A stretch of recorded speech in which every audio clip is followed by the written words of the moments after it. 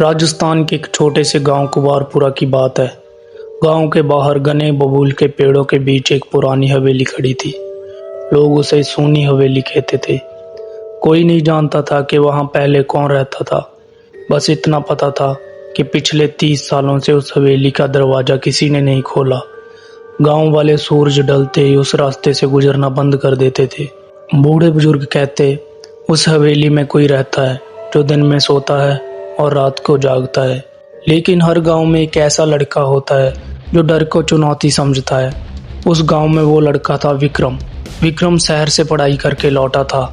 उसे भूत प्रेत की बातें सिर्फ अंधविश्वास लगती थी। एक शाम गांव के चौपाल पर बैठे बुजुर्ग ने जब फिर से हवेली की कहानी छेड़ी तो विक्रम हंस पड़ा। बाबा, ये सिर्फ कहानियां है, कोई हवेली में भूत नहीं रहता। ये तो बस पुराना टूटा फूटा मकान है। बुजुर्ग रामलाल ने गंभीर आवाज में कहा, बेटा हंसी मत उड़ाओ। 30 साल पहले वहां एक परिवार रहता था, ठाकुर देव सिंह का परिवार। एक रात अचानक सब गायब हो गए।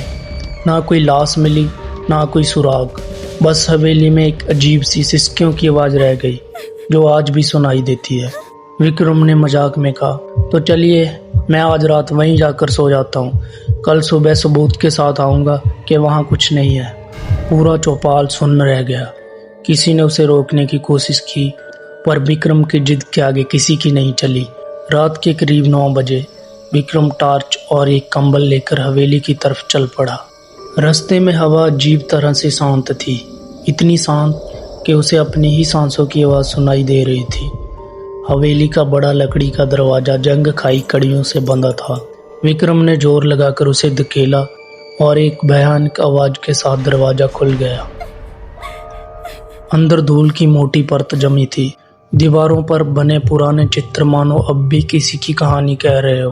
हाल के बीचों बीच एक बड़ा झूमर लटका था जिसकी कड़ियां हल्की सी हवा में हिल रही थी, जबकि अंदर हवा का कोई नामो निशान नहीं था। विक्रम ने अपनी टार्च की रोशनी चारों तरफ घुमाई। एक कोने में पुरानी तस्वीर रखी थी। उसने एक तस्वीर उठाई। उसमें एक परिवार खड़ा था, ठाकुर देव सिंह, उनकी पत्नी और एक छोटी बच्ची। तभी उसे कुछ सुनाई दिया, बहुत धीमी लेकिन साफ, किसी बच्चे के हंसने की आवाज। विक्रम का दिल जोर से धड़कने लगा, पर उसने खुद को समझाया हवा का भ्रम होगा। रात के 12 बज चुके थे। विक्रम ने हाल में ही अपना कंबल बिछाया और लेट गया। तभी उसे ऊपर की मंजिल से सिसकने की आवाज़ सुनाई दी, बिल्कुल वैसी जैसी बुजुर्ग रामलाल ने बताई थी। विक्रम टॉर्च लेकर सीढ़ियां चढ़ने लगा। हर कदम पर लकड़ी चरमराती और सिसकियां धीरे धीरे तेज होती जा रही थी। ऊपर पहुंचकर उसने एक बंद कमरे का दरवाजा देखा जिसके नीचे से हल्की पीली रोशनी झलक रही थी। उसने दरवाजा खोला। कमरे के बीच में एक छोटी बच्ची पीठ किए बैठी थी। बाल बिखरे हुए, सफेद फ्रॉक पहने वो धीरे धीरे रो रही थी। बेटा, तुम यहाँ अकेली क्यों हो? विक्रम ने कांपती आवाज में पूछा। बच्ची की सिसकियां अचानक रुक गई। एक भयानक सन्नाटा छा गया। फिर बहुत धीरे धीरे बच्ची ने अपना सिर घुमाया। उसका चेहरा नहीं था, सिर्फ एक धुंधली काली परछाई जिसमें से 2 जलती हुई लाल आंखें विक्रम को घूर रही थी। विक्रम पीछे हटा और सीढ़ियों की तरफ भागा, पर जैसे ही उसने मुड़कर देखा, पूरी हवेली की दीवारों पर वही परछाइयां नाचने लगी। ठाकुर देव सिंह, उनकी पत्नी, सबकी परछाइयां चीखती हुई दीवारों से निकलकर उसकी तरफ बढ़ रही थी।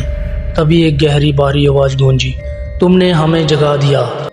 विक्रम को अचानक याद आया, गांव के बुजुर्गों ने कहा था, हवेली में घुसने वाला कोई भी व्यक्ति अगर आधी रात के बाद वहां किसी आत्मा से बात करे तो वो कभी वापस नहीं लौटता।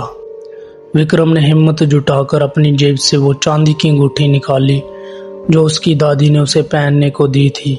जब भी डर लगे इसे हाथ में पकड़ लेना बेटा, ये हमारे कुल देवता की अंगूठी है।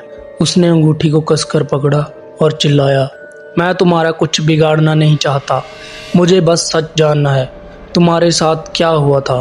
परछाइयां अचानक रुक गई।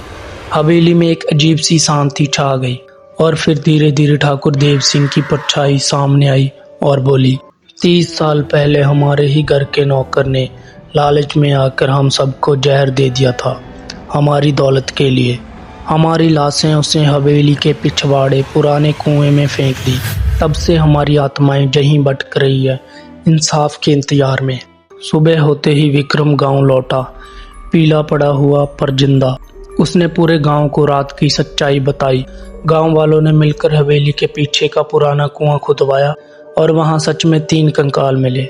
पुलिस जांच में पता चला कि गांव के ही एक बूढ़े व्यक्ति ने, जो अब तक हवेली की रखवाली करने का नाटक करता था, असल में वही पुराना नौकर था।